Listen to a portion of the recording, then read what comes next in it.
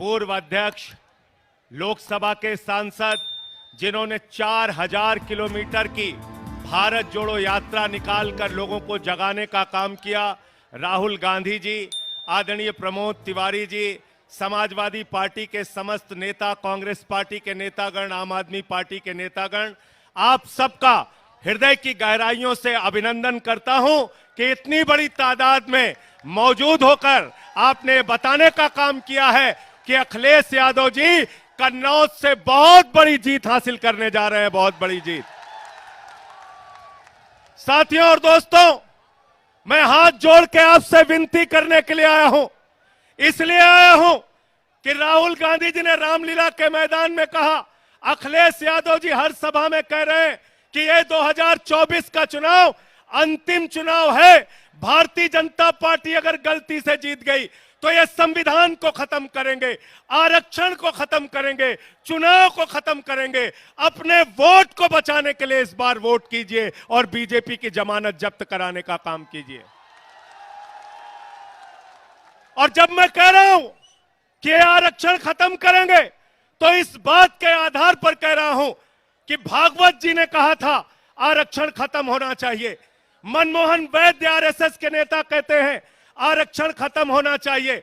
1989 में भारतीय जनता पार्टी ने आरक्षण का विरोध किया था जब ओबीसी का आरक्षण लागू हुआ था। ये लोग संविधान खत्म करना चाहते हैं। लल्लू सिंह कहते हैं अयोध्या के प्रत्याशी, संविधान खत्म करो। ज्योति मिर्धा कहती हैं संविधान खत्म करो। अरुण गोविल कहते हैं संविधान खत्म करो। अनंत हेगड़े कहते हैं संविधान खत्म करो। अरे जो बाबा साहब का संविधान खत्म करेगा, हम उसकी राजनीति खत्म करेंगे, यह संकल्प हमको लेना है। इतनी नफरत है भाजपा के मन में, इतनी नफरत। 5 साल तक मुख्यमंत्री रहे अखिलेश यादव जी, 5 साल तक। और जब अपना घर खाली किया तो भाजपा के लोगों ने गंगा जल से वो घर धुलने का काम किया। इतनी नफरत। अभी कुछ दिन पहले कन्नौज के अंदर अखिलेश यादव जी एक मंदिर में चले गए, उस मंदिर को गंगा जल से धुलने का काम किया। इतना अपमान करते हो आप, इतनी बेइज्जती करते हो आप, इतनी घृणा है आपके मन में पिछड़ों के प्रति, दलितों के प्रति। मैं आप लोगों से निवेदन करने के आया हूं, जो अखिलेश यादव का अपमान हुआ, अपने वोट की ताकत से उसका बदला ले लेना। तैयार हो सब लोग? तैयार हो ना? तैयार हो? मंदिर का शिलान्यास होता है, दलित समाज से आने वाले राष्ट्रपति रामनाथ कोविंद जी को नहीं बुलाते। मंदिर का उद्घाटन होता है, आदिवासी समाज की राष्ट्रपति द्रौपदी मुर्मू जी को नहीं बुलाते। अपमान करते हो आप दलितों का, पिछड़ों का, आदिवासियों का। इसीलिए अखिलेश यादव जी ने आह्वान किया है, पीडीए मिलकर इस बार भारतीय जनता पार्टी की जमानत जब्त कराने का काम करेंगे। तैयार हो ना सब लोग? मोदी जी क्या कर रहे हैं? कह रहे हैं 400 पार, 400 पार, 400 पार। हमने कहा इन चक्करों में मत पड़ना, ये मोदी जी का जुमला है। गए थे बंगाल में, बोले 200 पार, 200 पार, 200 पार, आई 73 सीट।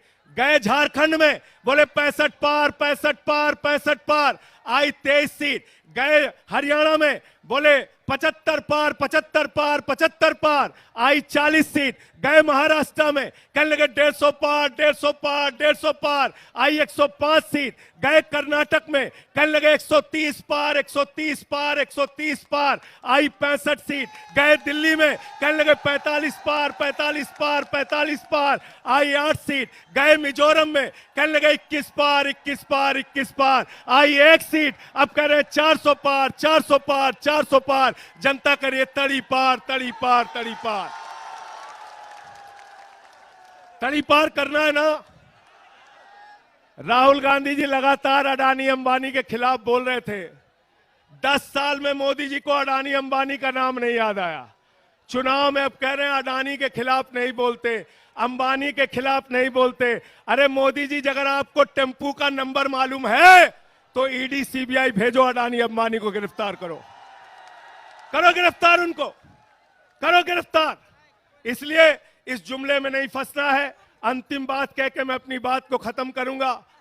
साथियों और दोस्तों, अखिलेश यादव जी ने उत्तर प्रदेश के विकास के जो काम किए उसके फीते आज तक काटे जा रहे हैं, उसके फीते आज तक काटे जा रहे हैं। इसलिए ये लोग स्कूल नहीं बना सकते, अस्पताल नहीं बना सकते, सड़कें नहीं बना सकते, बिजली पानी नहीं दे सकते। मोदी जी आए थे कोरोना के टाइम में, उन्होंने कहा भाइयों और बहनों, गांव-गांव में कब्रिस्तान है तो शमशान होना चाहिए कि नहीं होना चाहिए। ये शमशान बनाने वाले लोग हैं, ये आपके बच्चों को स्कूल अस्पताल नहीं दे सकते। हमारे मुखिया अरविंद केजरीवाल को जेल में डाल दिया, मनीष सिसोदिया को जेल में डाल दिया, सत्येंद्र जैन को जेल में डाल दिया, मुझे 6 महीने जेल में रखा। 6 महीने नहीं, पूरी जिंदगी जेल में रखोगे तब भी तुमसे लड़ेंगे और जीतेंगे। जय हिंद, इंकलाब जिंदाबाद, समाजवाद जिंदाबाद।